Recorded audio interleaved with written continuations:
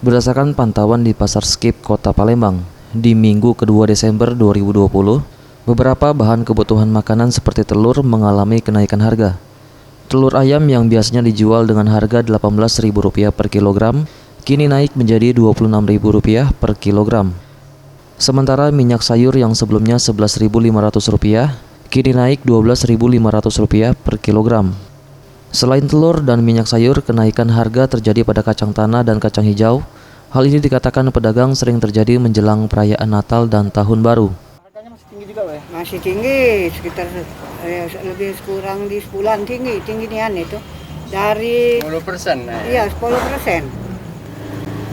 Kalau telur tuh banyak pembeli. Dikena Natalan ini mungkin. Sementara itu, harga sayur mayur juga mengalami peningkatan yang cukup signifikan.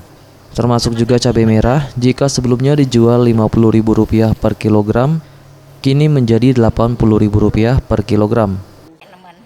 Tapi 70, 80. Biasanya? Biasanya 60, 50.